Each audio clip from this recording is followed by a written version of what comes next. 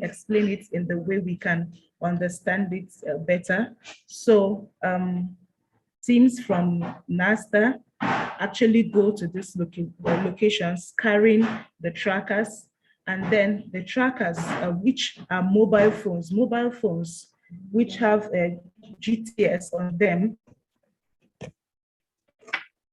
mobile phones which have the GTS software on them are given, and then these are connected. These are connected, and then they are given to the local government representatives, who in turn give it to the people doing the vaccinations. Now, these are the people doing the vaccinations, so they carry the mobile phones which have the trackers on them. So for every point that they go to and they administer the polio vaccine, this tracker picks a point. So they do this for a couple of 3 days that the campaign usually runs for. And after they have done that, the points that are gathered, just like you can see here during the focus group meetings, the points that are gathered can now be uploaded on the GTS servers. Now, this is what the server looks like in January 2021, this year. Now, on the server, you can now see the total population, the percentage coverage in the places. So you would see that from what happened in January, it was just a 6% coverage of Borno State. Sokoto was about 73%. Now, Borno was not able to be visited properly due to the crisis, the Boko Haram insurgency in the place, and Zamfara. Other states like Kebbi have also been visited. Now, this red spots in here, the red spots represents the places that are actually marked out for the tracking, while the purple spots represent the areas that have actually been tracked. Now, this is the GTS dashboard showing a cross-section of what has been done in Sokoto and Zamfara states.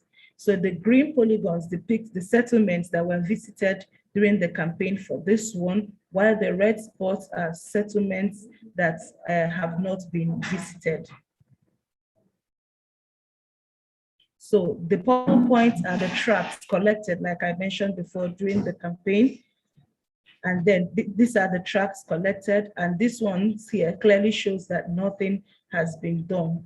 So what the GTS dashboard does is that it gives a daily percentage coverage, as well as the estimated population figures and the age distribution of each ward. The information provides the vaccinators with the opportunity to prioritize areas to be visited the next day to ensure that there is a full coverage of the whole ward. Now, this tracking, one good thing that it does is that it gives like a data-driven approach to the vaccination that is going on here in the country. Now, remember, part of what I said was that NASDA has been involved fully in disease mapping and tracking. Part of what NASDA has also done is the telemedicine. I will not fail to mention NASDA's telemedicine efforts. That has been so wonderful, and I would like to show you a little about it too. And last year during the COVID, the telemedicine, the NASDA telemedicine project was launched here in Nigeria. Now, what happens is that this makes use of the telecommunication satellite NICOMSat 1, and I'm trying to just run with the whole thing because I was just given 5 minutes. I hope you can hear me. Please, if you can still hear me, Yes. please. Okay, thank you. So the telemedicine project actually started because there are areas that are very rural in Nigeria where if there are issues that require urgent medical attention, medical teams cannot get to those places. Example is a place like in Bonny Island, there are creeks that can only be navigated through boats.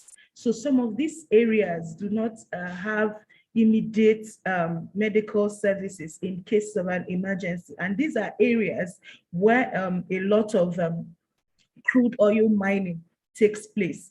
Now, what this telemedicine project intends to do and have started doing is to make it possible for remote diagnosis and treatment of patients through this telecommunication technology. So this is like the pilot scheme, what it looks like. So through the satellite, it's connected. Please do wrap up, okay. Please do wrap up. Okay, so it's so it connects to NASDAQ, connects to teaching hospitals where people can interface directly with doctors, and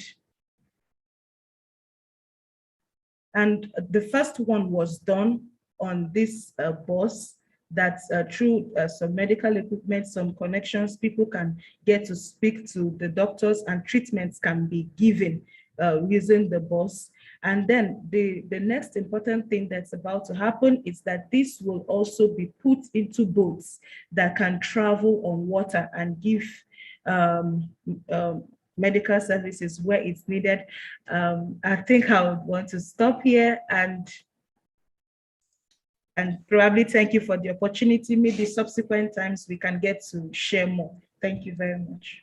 Thank you so much, Oge, for the presentation illustrating how you are using Earth observation data and your special technology to track vaccinations. I'm sorry I had to rush you. Unfortunately, we've run out of time, so I will only take one question. I think there was one question from the chat, question and answer chat, which was talking to ethics. The Secretariat, did we have any other questions? Because I think whenever we had a cut, then the messages were getting lost. Is there any question, Secretariat, from the charts except the one that was talking to ethics?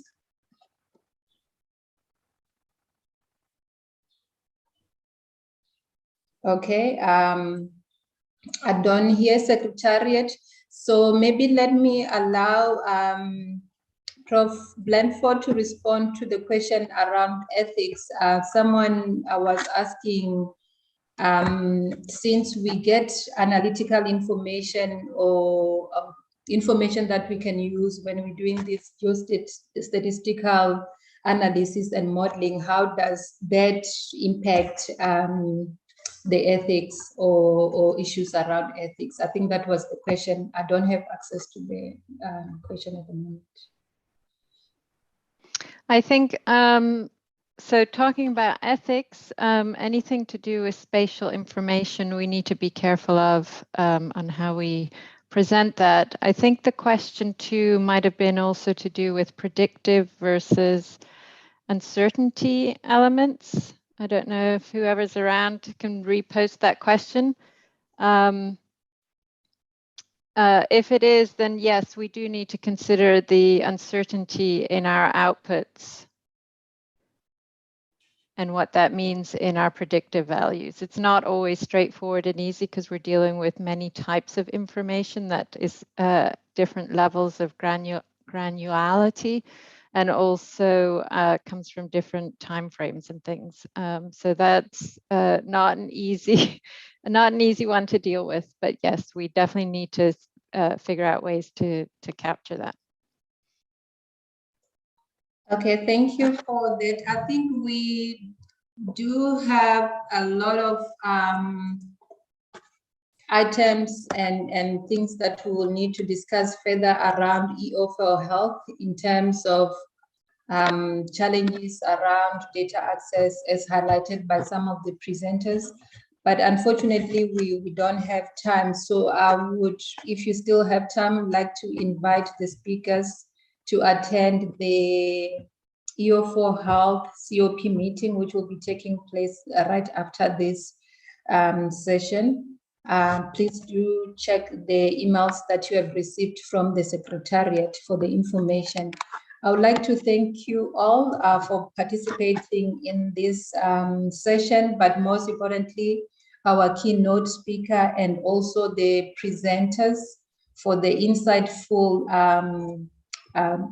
presentations and talks around the use of Earth observation and also the need to integrate Earth observation with other data so that we create intelligence to detect, predict, and manage health-related issues.